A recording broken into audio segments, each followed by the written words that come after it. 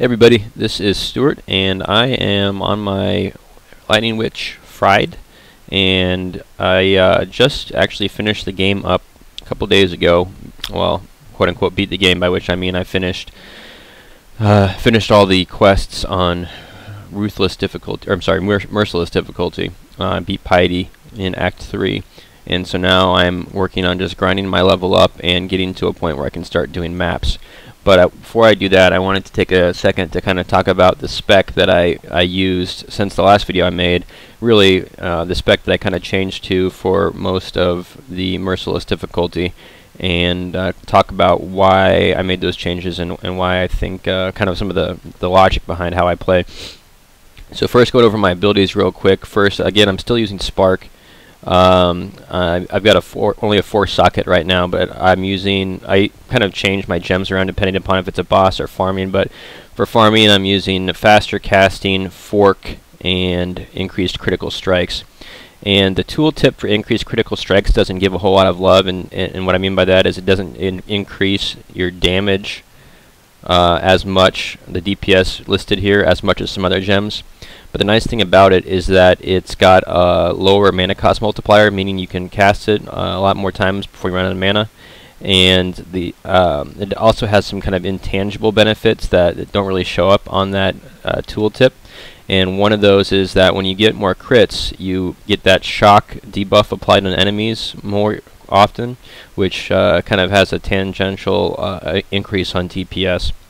Another thing is that if you happen to have the flasks that have the Surgeon's modifier, where you get charges back when you deal a critical strike, it'll give you a lot more charges back very quickly.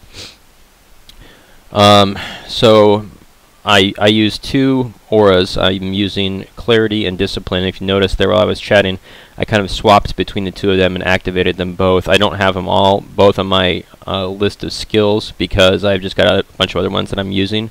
But for auras, all you need to do is switch that aura, activate it, and then you can move it off of your active skills list.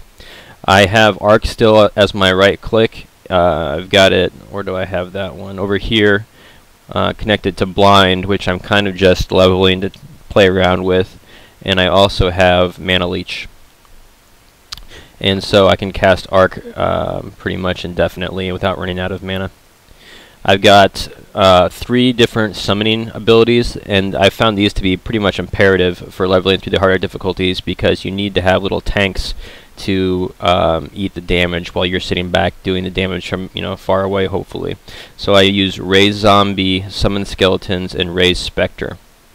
And I've got Summon Skeletons with a Spell Totem and faster casting. So basically, kind of the way that I've been playing is I'll throw my zombies and my Spectre into the mix, try to get my totem up somewhere kind of safe where it will just start spamming skeletons on top of the bad guys. And as long as that totem is up, it's just a non-stop stream of skeletons. Even if they're getting killed, there's new ones coming right away because of that totem. I have 2 curses on my bar, Conductivity, which is kind of more of an offensive curse, and then Enfeeble, which is definitely a really nice defensive curse. I've got those 2 linked up with increased area of effect, and that kind of segues in here into my discussion about my skill tree. So if you'll notice, the first thing I want to talk about is I went up here and I got these curse talents, where Hexmaster, where curses never expire, and Whispers of Doom, where you can have 2 curses on an enemy.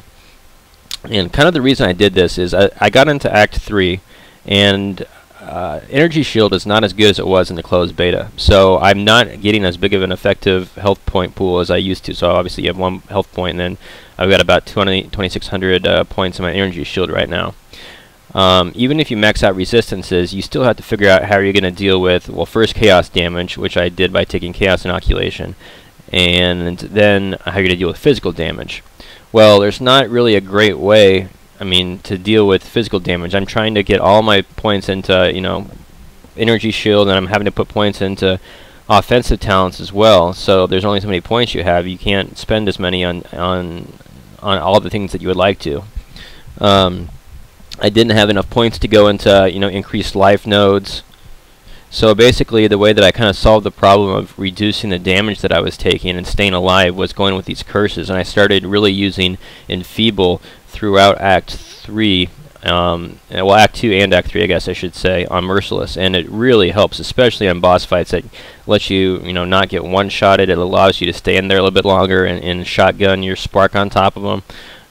So I would recommend, strongly recommend considering, definitely using the curses, and consider getting the permanent curse and the additional curse if you can.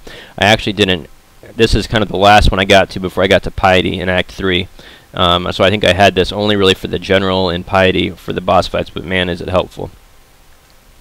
Okay, so basically the first kind of way that I went as I was leveling up, as I think I've mentioned before, is I went over here in the Shadow Tree and got a bunch of offensive talents, some of these keystones here, and then I also went down and got the nullification, all these energy shield talents over here. After that, I started building up over this way. And the reason I came down over here is there are just some fantastic defensive talents over here.